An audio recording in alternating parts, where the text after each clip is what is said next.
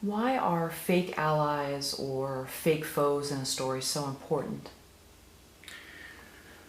These characters are what I call the in-between characters of a story, because we have on one side the hero and the hero's allies.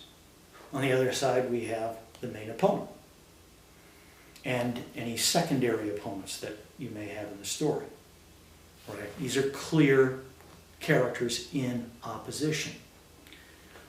But one of the keys to plot, if not the key to plot, is surprise, reveal. We want to not only surprise the hero over the course of the story, we want to surprise the audience. That's essentially what plot is. And the question is, well, how do we get reveals? How do we get surprises? We get them a lot of different ways, but one of the most important ways is with these in-between characters. Character who appears to be an ally, but is really an opponent. Somebody who appears to be an opponent, but is really an ally. Every time the audience sees that somebody they thought was one and turns out to be another, well, that's a reveal. That's a plot beat. And that's where the audience goes, oh, yes, that was really great, thank you. That's the power of plot.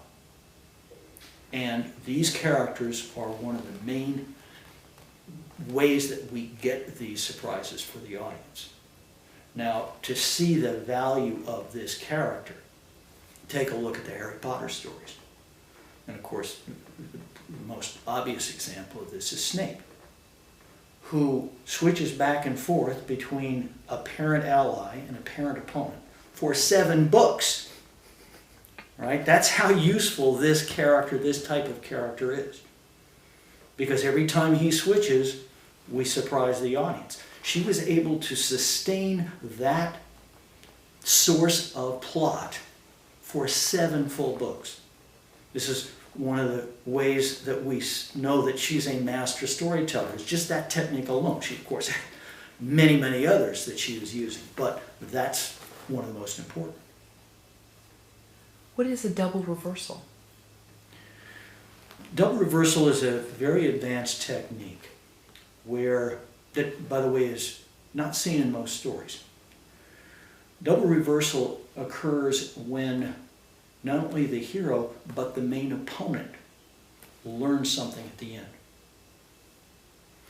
Now, when it's done properly, and by the way, the place where we see this technique used most often is in love stories, because love stories, this is a genre that is designed from the very beginning to end with a double reversal, where both hero and lover learn and change at the end.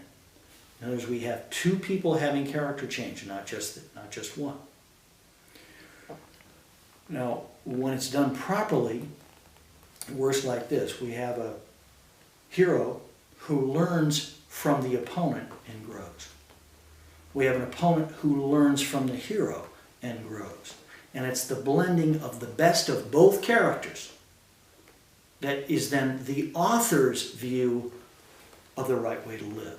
That's the author's theme, what they're trying to get across to the audience. But they're doing it through 2 characters instead of just one.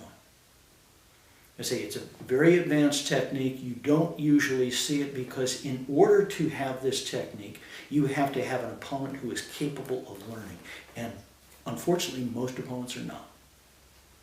And that's a problem of craft, where they did not design the opponent in such a way to make them more than just a villain.